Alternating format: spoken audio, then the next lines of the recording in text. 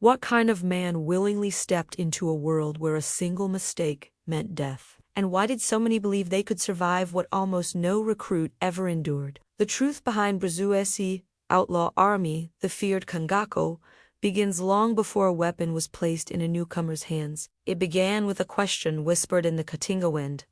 Are you prepared to lose everything you once were? New recruits entering the ranks of bandits like Lampião or Carisco did not face a simple initiation. They walked into a system built on fear, suspicion, and calculated psychological pressure, a world where every gesture was observed, every hesitation judged, and every flaw exposed with brutal precision. Tales of glory surrounded the Cangaceiros, but the path to becoming a true cangaceiro was paved with humiliation, exhaustion, and rituals that stripped a man down to the rawest core of his instincts. Most newcomers imagined an outlaw brotherhood, a place to escape poverty, injustice, or persecution. What they found instead was an arena where the Caatinga itself became a weapon against them. Before proving skill or courage, a recruit had to survive the merciless heat that peeled the skin, the thorns that tore open their legs, the endless marshes that drained their strength, and the silence imposed by men who wanted to see if fear would break them. The landscape functioned as a gatekeeper,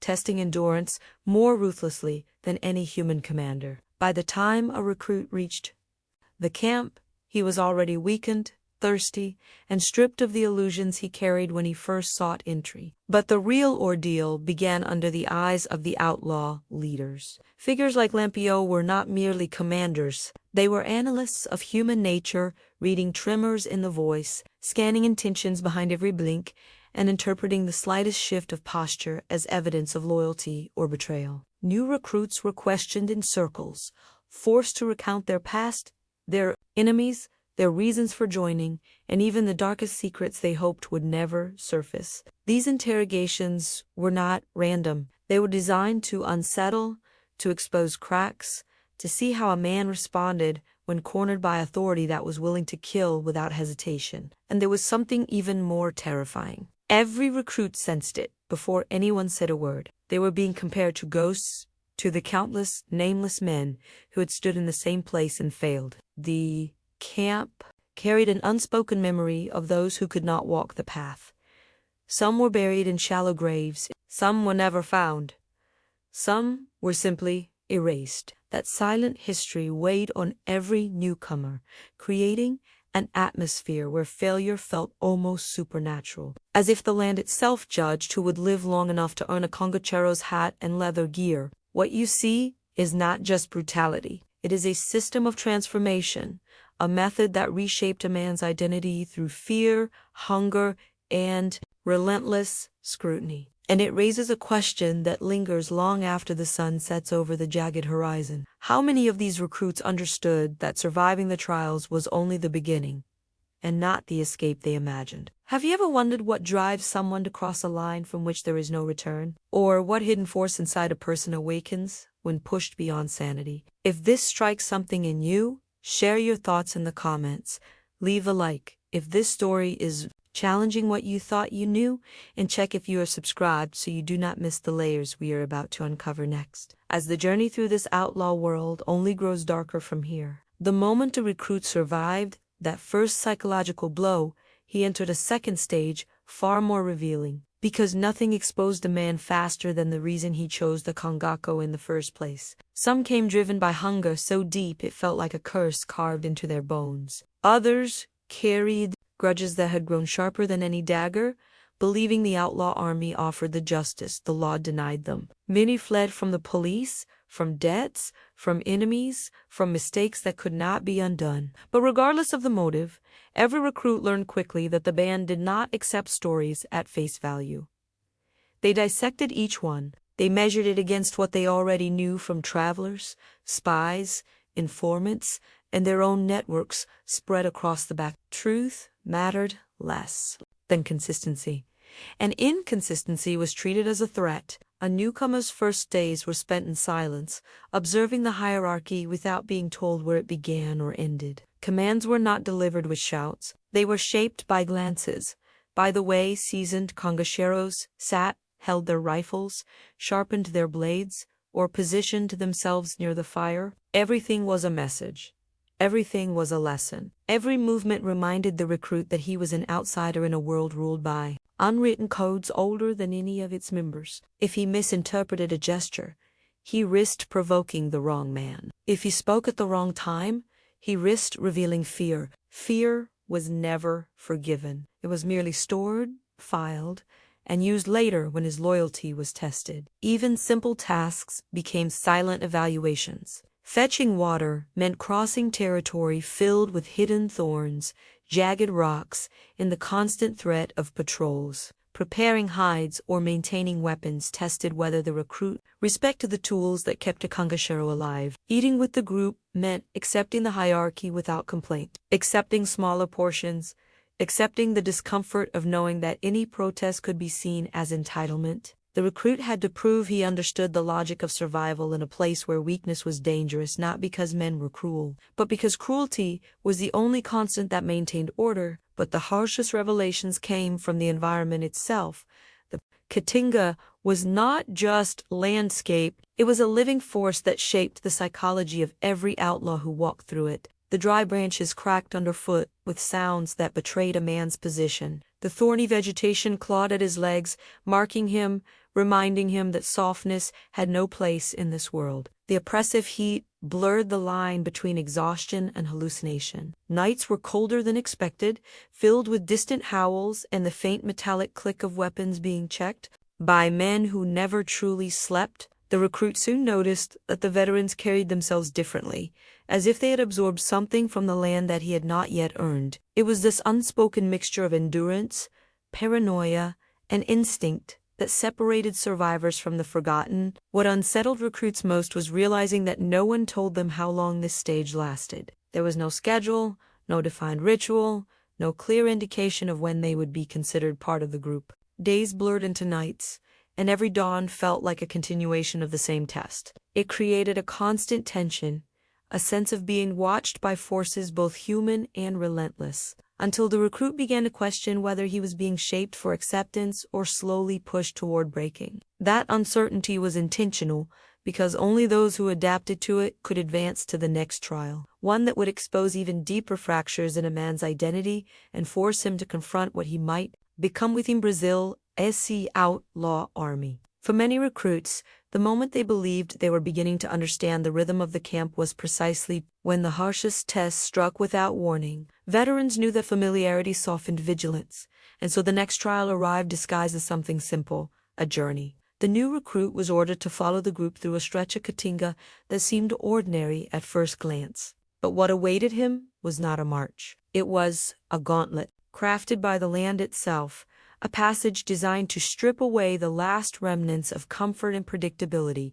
Every step forward transformed into a lesson about survival, endurance, and the psychological warfare embedded in the outlaw lifestyle. The Caatinga revealed its full brutality as the sun rose higher, turning the ground into burning stone and the air into a suffocating veil. Thorny branches hooked into the recruit's legs and arms, slicing deep enough to draw blood but shallow enough to remind him the land was not done with him. He quickly realized that while the veterans moved with calculated efficiency, he struggled to keep pace, his breath uneven, his muscles aching under the weight of weapons he barely knew how to carry. The march was not about covering distance. It was about forcing the recruit to confront the limits of his body and mind, revealing weaknesses he might have hidden even from himself. Water became a tormenting illusion. The group rationed it with ruthless precision, handing the recruit amounts so small he questioned whether it was generosity or mockery. The veterans did not explain why the rations were so strict. They simply watched how he reacted.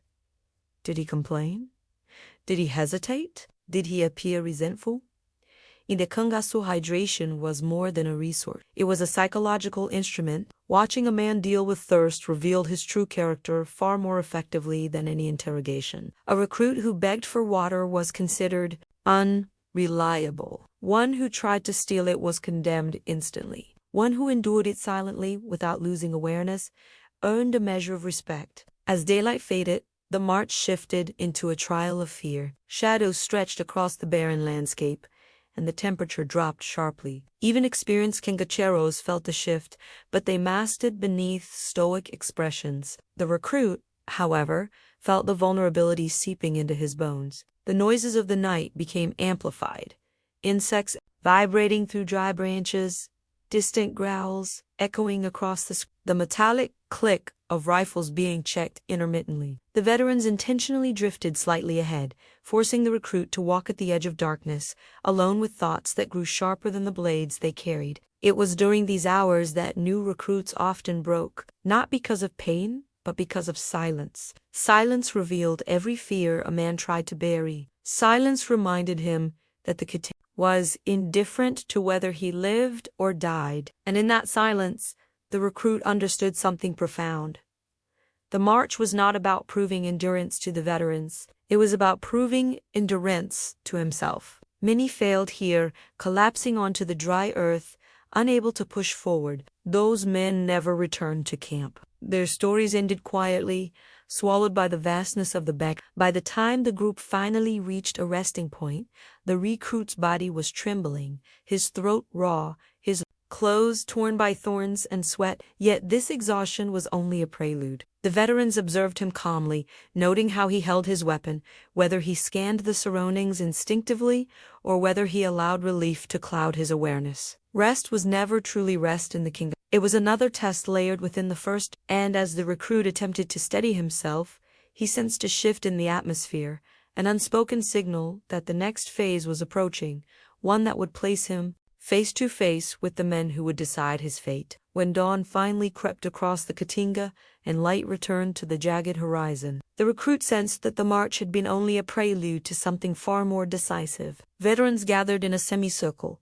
rifles resting against their legs, eyes narrow with an expression the recruit could not decipher. This was the moment every newcomer feared without ever being warned about it. The first encounter with the outlaw leader, the figure who ruled not through titles, but through presence. In the cangaço, the leader was more than a commander. He was a judge of character, the architect of fear, and the keeper of an order that held the entire band together. Men like Lampião, Coresco, or other feared captains were known for reading souls the way others read tracks on the ground. The recruit was placed at the center, feeling the weight of dozens of stares pressing into him. Nothing about the ritual was formal, but everything about it was deliberate. The leader stepped forward with controlled precision, his leather garments creaking softly under the sun. His face revealed little, but his eyes were sharp, calculating, constantly shifting between curiosity and suspicion. He asked questions not to gather information, but to uncover fractures in the recruit's defenses. A hesitation could mean weakness. A too perfect response could mean deception. This was not an interview. It was a psychological dissection. The questions themselves were unpredictable. Sometimes the leader demanded details about the recruit's past, names of relatives, conflicts with authorities, or reasons for seeking refuge in an outlaw army. Sometimes he shifted abruptly, asking about fears, regrets, or loyalties that had not yet been formed. The unpredictability was intentional. It forced the recruit to abandon rehearsed narratives and reveal something authentic, even if accidental. Meanwhile, the veterans watched for micro-reactions. A flinch at a name, a tightening of the jaw, a tremor in the hands. Everything was evidence, but the most unnerving part of this ordeal was the silence between questions. Long pauses that stretched until the recruit felt compelled to speak, only to realize the silence itself was the trap. The leader used it as a blade, cutting through bravado, exposing insecurities, pushing the recruit to reveal what he did not intend to share. For many newcomers, this moment shattered whatever remained of their earlier confidence. They arrived believing they could mask fear, but fear had a way of seeping through the cracks under such scrutiny. The leader then shifted to physical inspection. He examined how the recruit held his weapon, how he reacted when ordered to lift it, whether his stance revealed discipline or desperation. He observed posture, breathing, and the instinctive movements a man made when startled by a sudden noise. These gestures were not trivial. They were clues to whether the recruit could be trusted in battle, in ambushes, in the silent hours when betrayal felt closer than salvation. Nothing was said about the outcome. The leader simply stepped back, giving the veterans a subtle nod that could mean acceptance, rejection, or something more complicated. The recruit was dismissed, but not with relief. He walked away with the haunting realization that his fate was now suspended in the minds of men who did not forgive mistakes. And the silence that followed him back to camp felt heavier than any weapon he carried, as if the land itself waited to see whether he truly belonged among Brazil's most dangerous outlaws.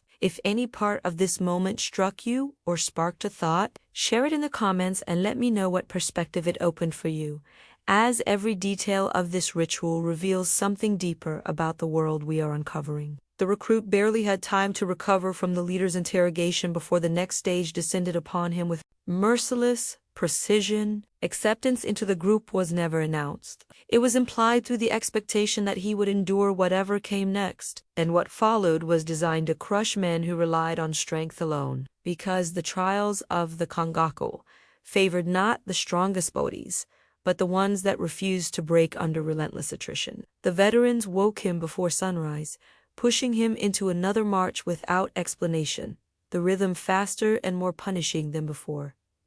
Every step deepened the exhaustion already burning through his muscles, but no one slowed for him. Slowness was interpreted as unreliability, and unreliability had a predictable final outcome. The weapons he carried felt heavier than they had the day prior. The leather gear that once looked iconic now pressed into his shoulders like a sentence of discomfort he had no right to complain about. The sun had not yet risen fully, but sweat already soaked through his clothing. Veterans watched with sharp attention, measuring his breathing, noting when he stumbled, and looking for signs he might falter. This was not physical training. It was surveillance disguised as routine. The recruit quickly learned that every action was a message broadcast to the group, and every weakness broadcast a warning they could not afford to ignore. During short halts, the trials grew more insidious. The recruit was ordered to dig, lift, run, and repeat tasks until his arms shook. Veterans would interrupt midway, change instructions abruptly, or demand he perform the same task backward, not to mock him, but to measure adaptability under stress. In the cangaceiros, unpredictability was the only predictable condition. A recruit who panicked or hesitated was considered a liability. One who obeyed too eagerly was suspected of hiding something. The balance between obedience and awareness became another silent test, one the recruit had to navigate with instinct rather than guidance.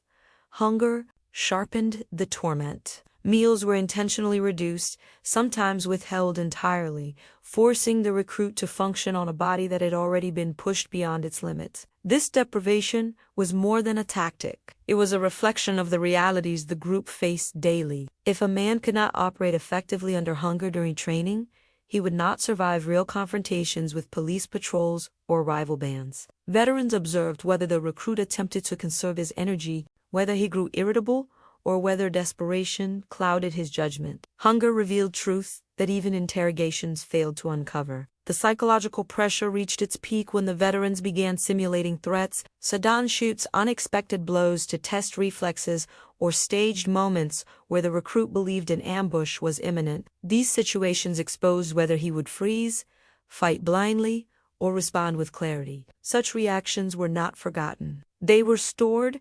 analyzed, and weighed against the band's brutal standard of survival. Nothing terrified recruits more than realizing the veterans were not trying to teach them how to survive danger. They were trying to see if the recruit already possessed the instincts necessary to endure a world where hesitation meant death. By the time the sun dipped below the horizon again, the recruit existed in a haze of fatigue so deep he barely recognized his own movements. Yet the veterans behaved as though everything he had endured was only an introduction, a necessary stripping away of illusions before the true measure of his potential could be tested. And as night settled over the camp once more, he sensed there was still a trial ahead, one that would force him into the darkest corner of his identity, where loyalty, fear, and violence would become inseparable. Night in the camp of the cangaceiros revealed a different kind of danger, one that did not rely on heat, exhaustion, or physical strain. It came from the way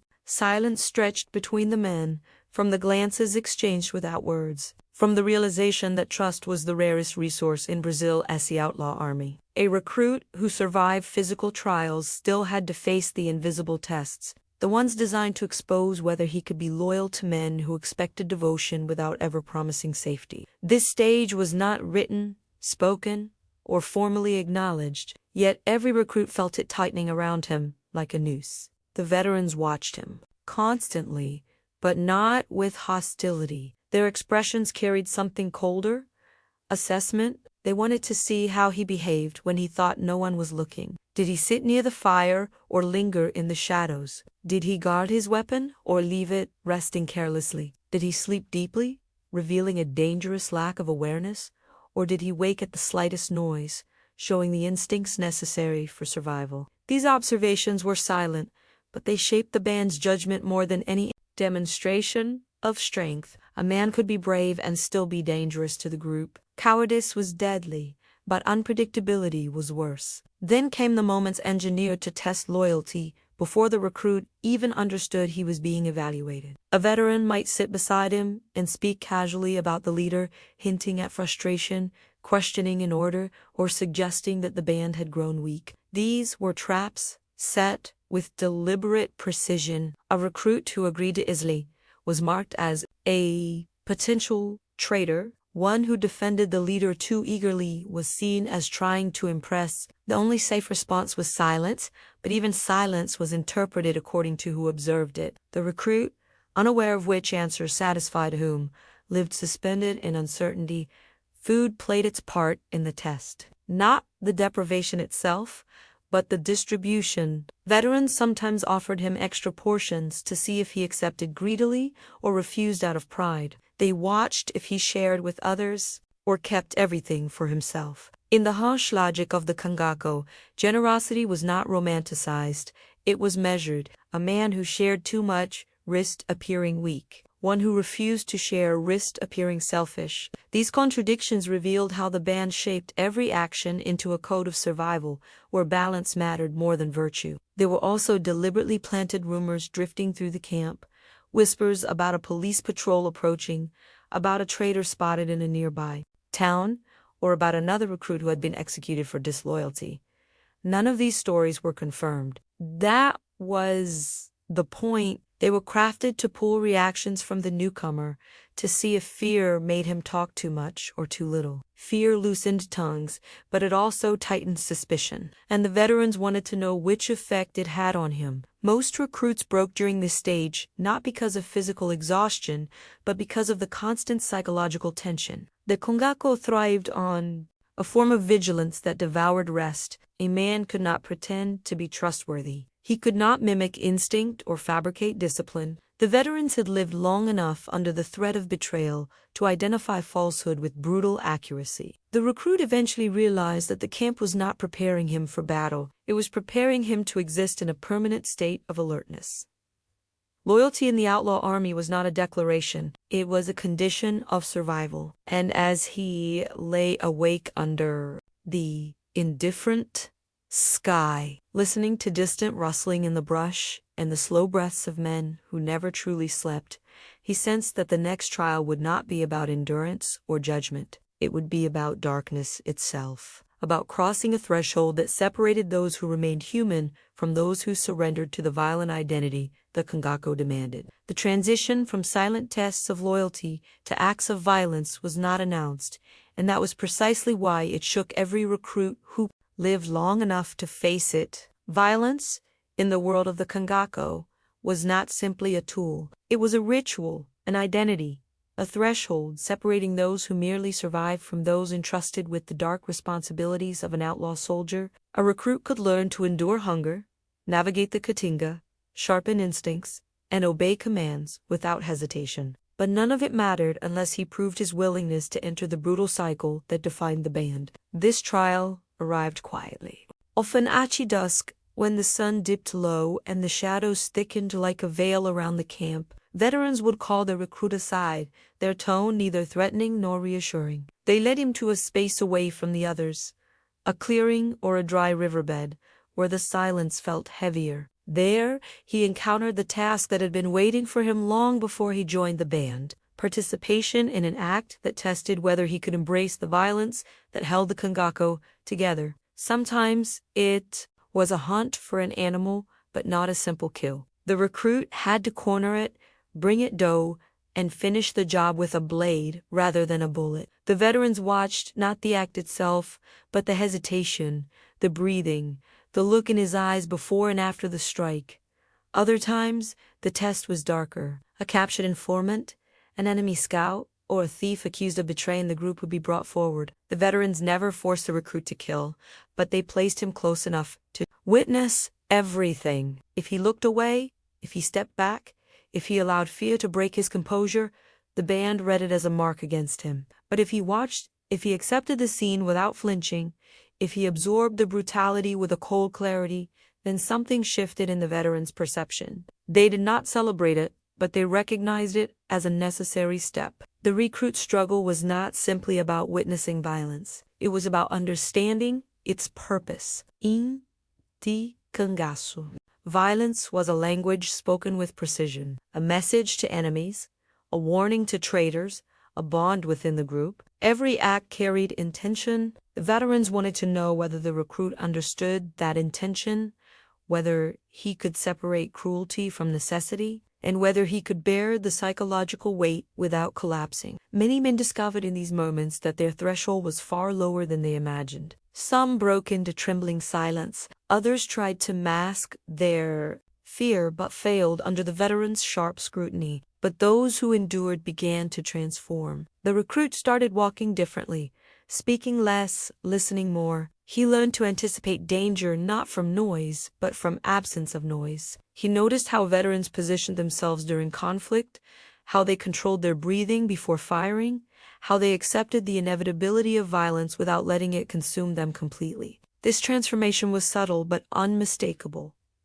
The recruit felt himself crossing a line, leaving behind the remnants of the person he had been before entering the Caatinga. What stayed with him afterward was not the memory of the act itself, but the quiet after it, the sky stretching endlessly overhead, the distant rustle of dry branches, the way the veterans looked at him as if measuring how deeply the moment had carved into his thoughts. He realized then that survival in the outlaw army was not about brutality alone. It was about carrying the weight of brutality without letting it break the fragile balance between instinct and identity. And in that silence, he sensed that the next challenge would force him even deeper into the psychology of the band, where violence was only one part of a darker, more complex code. If any part of this transformation resonates with you or sparks a question about what drives men to cross such a threshold, share your thoughts in the comments and let me know what perspective it opened for you. As de te.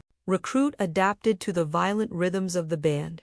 He soon learned that the cangaceiros was governed not only by strategy and strength, but by rituals and superstitions woven deeply into the culture of survival. These customs, often unspoken, shaped the way veterans moved through the Caatinga, how they approached danger, and how they interpreted signs in the land. The recruit began noticing small gestures.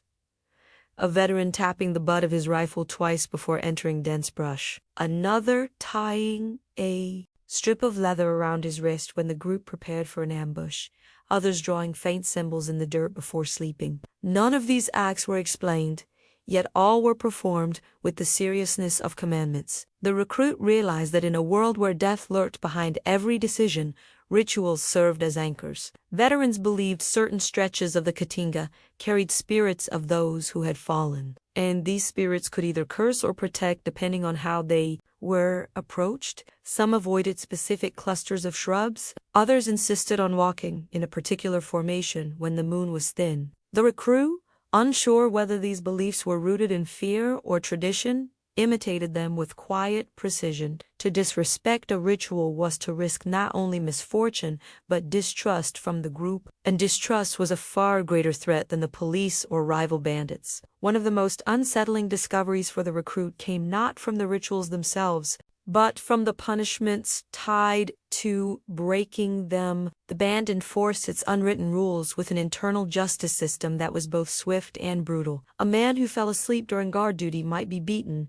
not out of cruelty, but as a reminder that one moment of weakness endangered everyone. A recruit who misplaced ammunition or damaged a weapon could be forced to walk ahead of the group through the thorniest terrain, serving as the first target if danger appeared. These punishments were not framed as discipline but as necessity. The recruit understood that order in the outlaw army depended on fear, respect, and the constant reinforcement of boundaries. Yet, the most profound rituals were those tied to loyalty. Veterans shared stories about fallen comrades before long march, recounting the sacrifices of men whose names had faded from history but lived on in the campfire whispers of the Congo. These stories were not sentimental. They were warnings disguised as remembrance.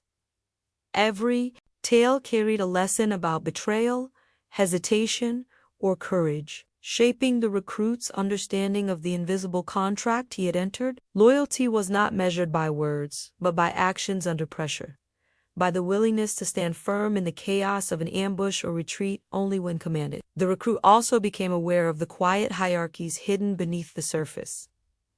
Leadership did not depend solely on rank. It depended on reputation, instinct, and the subtle influence certain veterans carried. A single nod from the wrong man could condemn someone. A quiet endorsement from another could secure acceptance. The recruit learned to read these dynamics carefully, observing which men others listened to when danger loomed, who decided where the group slept, who determined the route through unfamiliar terrain. He realized that understanding these invisible structures was as essential as mastering weapons or navigating the city. What unsettled him most was how naturally he began absorbing these beliefs. The rituals that once seemed foreign became reflexes. The superstitions began shaping his thoughts when the wind shifted or when birds scattered unexpectedly. The punishments, harsh as they were, no longer shocked him. Instead, he recognized their purpose in maintaining unity in a world where unity was the only fragile shield against annihilation. And as the recruit moved deeper into this hidden system of rules and meanings, he sensed that the next stage would force him to confront not the customs of the Congo, but the psychological transformation taking root inside him,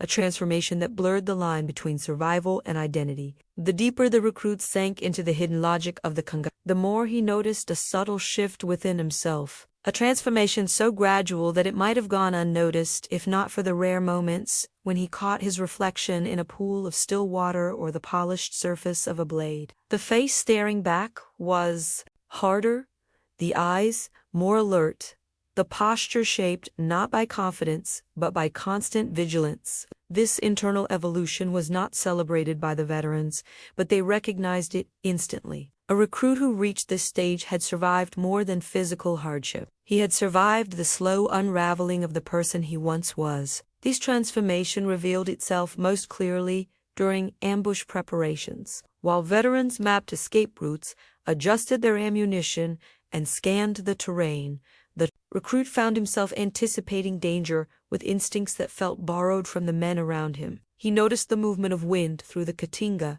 sensing when it carried unfamiliar scents. He listened for inconsistencies in the silence, for gaps between natural sounds that signaled something was wrong. These instincts, once foreign, became second nature, as essential as breathing.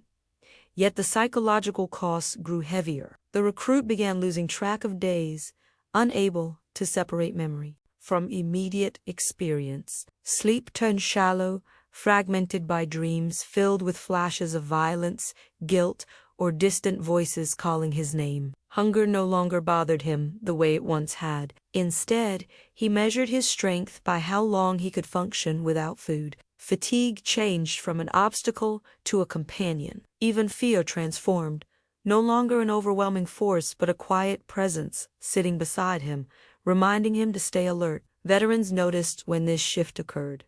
They observed the recruit from a distance, testing whether he moved with the group's rhythm without needing instruction. They watched whether he scanned the horizon without being prompted, whether he adjusted his grip on his rifle before danger materialized, whether he reacted to sudden noises with calculated awareness instead of panic. These small behaviors signaled the merging of the recruit's identity with the violent ecosystem of the Congo.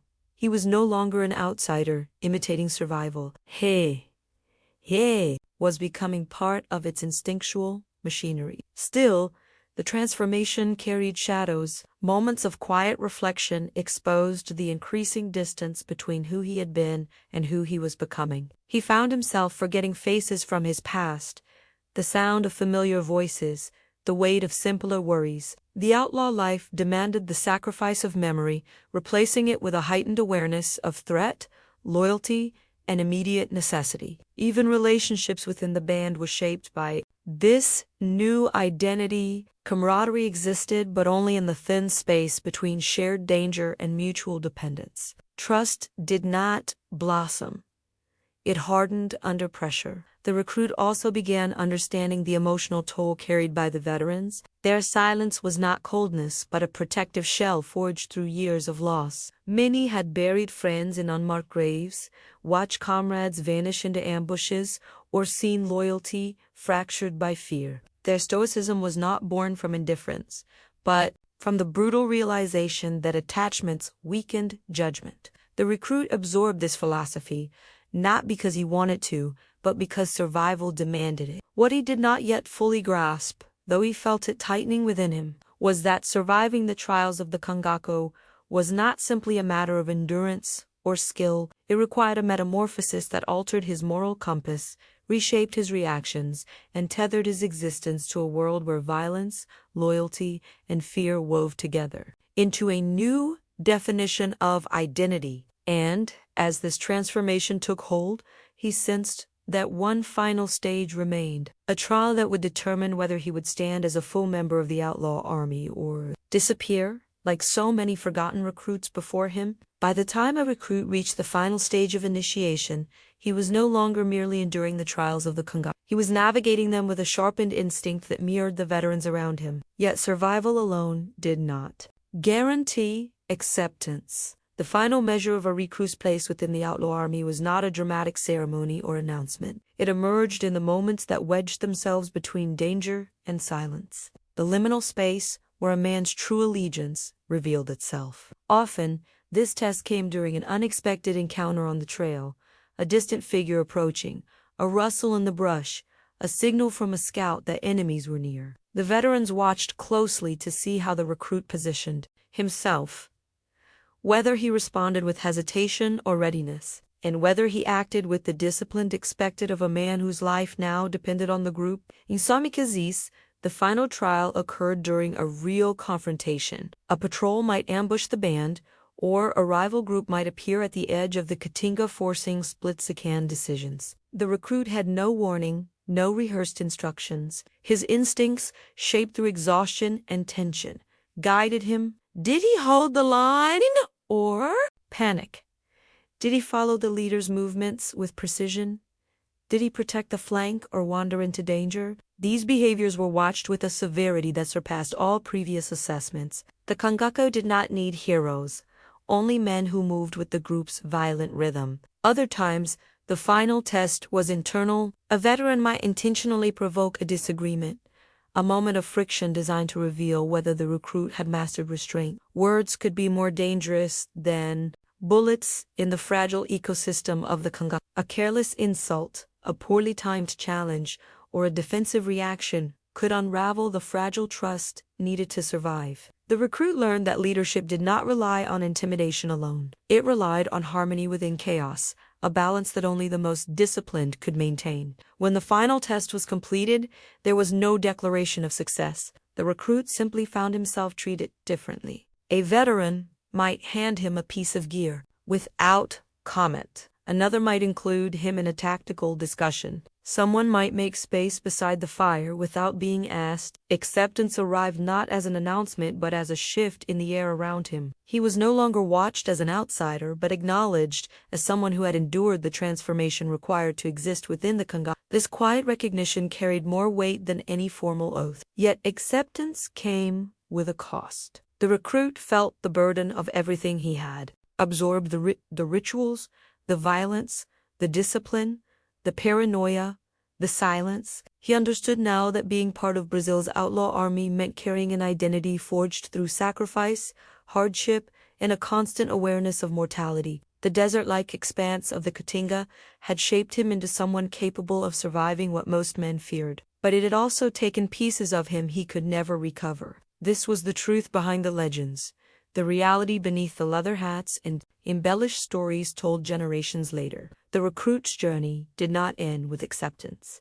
It ended with a deeper understanding of the price every cangacero paid for belonging. And if you followed this path until now, walking beside these men through their trials, witnessing how a recruit was stripped down and rebuilt by the unforgiving world of the Cangacero, I invite you to leave a sign that you stayed with this story to the end. Share a comment using the phrase, "I stayed until the last," so I know you were here through every step of this journey. If this exploration of Brazil's outlaw history felt meaningful to you, consider subscribing so you can continue uncovering these hidden layers with me. And leave a like to help this story reach others who are drawn to the darker corners of the past. There is another video waiting just beside this one, expanding the world we opened here today, so click through and keep walking with me as we explore what lies beyond the next horizon.